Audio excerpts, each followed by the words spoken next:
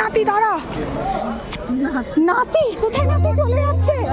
আরে নাতি চলে যাচ্ছে। সে hi to everyone. Hello everyone, so যেমনটা তোমরা দেখতে পাচ্ছ, আজ আমি চলে যাচ্ছি একটা অনুষ্ঠানে। গেস করতে পারছো কি?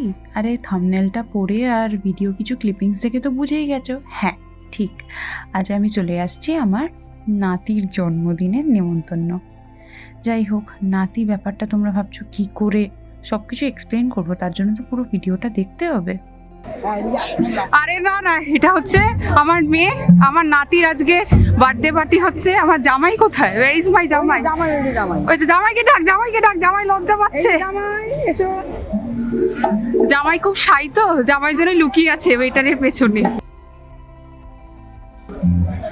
এই তো আমার নাতি। এই নাতি দাঁড়া, নাতি কোথায়? নাতি চলে যাচ্ছে। আরে নাতি চলে যাচ্ছে। সে hi to everyone. Hello hello, কি হয়েছে?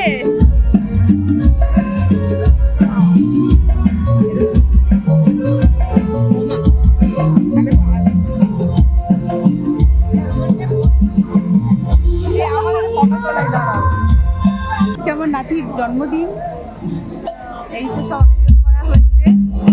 সবার কেমন লাগলো সেটা কমেন্টে জানাতে। সবাই দেখবেন কেমন লাগছে, দেখবেন। ছোট্ট করে আয়োজন করছি।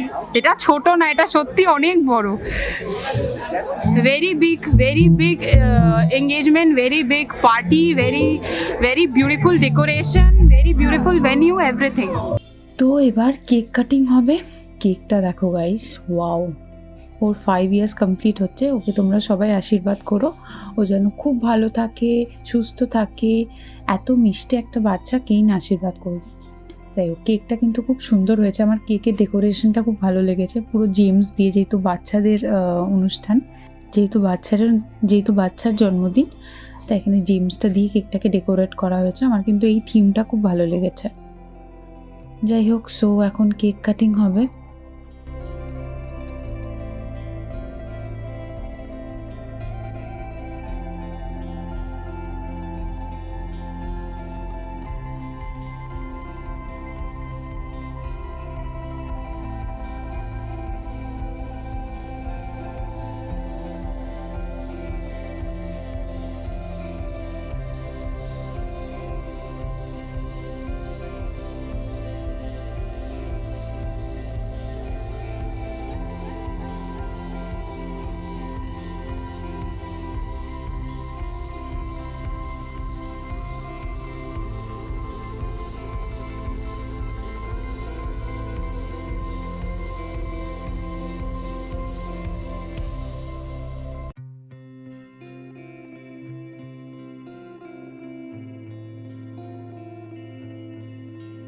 এখানে বাচ্চাদের ফটোশ্যুট হচ্ছে। এত ভাল লাগে না, এই ফ্রেমটা খুব মিষ্টি। অনুষ্ঠান বাড়ি মানে কিন্তু শুধু যে সেজে গুজে যাবো, ছবি তুলবো, তা কিন্তু নয়। সাথে রয়েছে রিলেটিভসদের সাথে দেখা করার একটা দারুণ সুযোগ। আসলে আমাদের ব্যস্ততার জীবনে সবসময় কিন্তু সমস্ত রিলেটিভসদের সাথে দেখা করে হয়ে ওঠে না। খাওয়া দাওয়া যদি বলি, তাহলে না আমি তোমাদের বলে কুল পাবো, আর না তোমরা দেখে শেষ করতে পারবে। যাই হোক, তাই জন্য এক এক করে দেখাতে শুরু করে দিই, নাহলে আর শেষ করতে পারবো না। তো স্টার্টার দিয়ে স্টার্ট করি। আমরা বাঙালি, তাই বাঙালিদের মেন খাবার যেটা, সেটা দিয়েই যদি আমি শুরু করতে যাই, তাহলে সেটা হবে ফুচকা।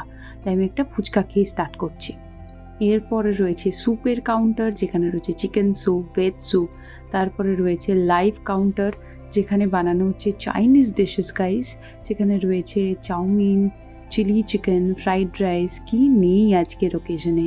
এইখানে রয়েছে কাবাব, যেটা আমার সবথেকে ফেভারিট। তোমরা দেখবে, আমি কাবাবের ভিডিও শেয়ার করেছিলাম কিছুদিন আগে। যাই হোক, কাবাবে রয়েছে অনেক রকমের, পনির কাবাব, চিকেন হরিয়ালি, রেশমি কাবাব, প্রনের কাবাব, ফিশের কাবাব। কাবাব তো বলে শেষ করতে পারবো না, প্রচুর আইটেমস। এখানে রয়েছে মকটেল কাউন্টার। তো আমি এখান থেকে ব্লু লাগুনটা ট্রাই করেছিলাম অ্যাজ ইউজুয়াল। তোমরা জানো আমি ব্লু লাগুন খুব ভালোবাসি। পিৎজার কাউন্টার, এখানে লাইভ পিৎজা বানানো হচ্ছে গাইস।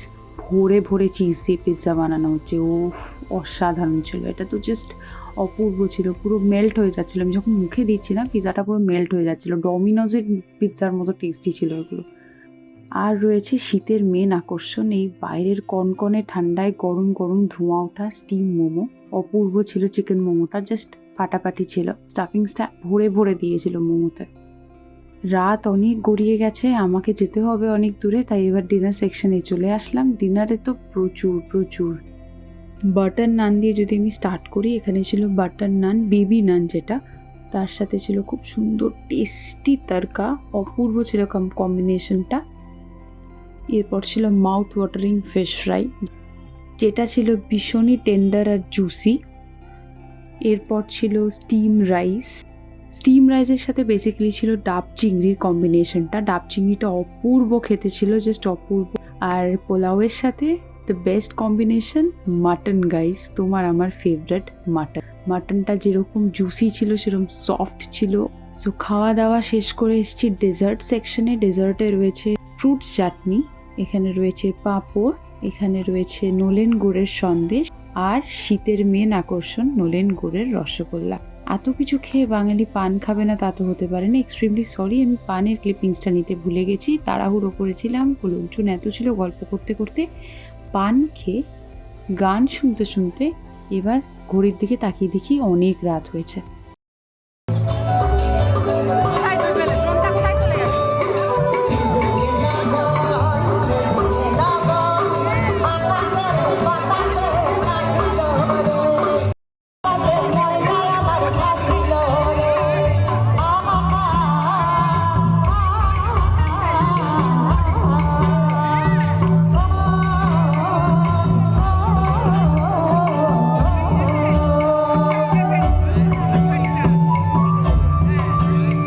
ফিরতে হবে, কিছু করার নেই। Total south two total north আসতে অনেক সময় লাগে গাইজ, তোমরা জানো আমি মধ্যমগ্রাম থাকি, আর এই অনুষ্ঠানটা হয়েছে কসবাতে।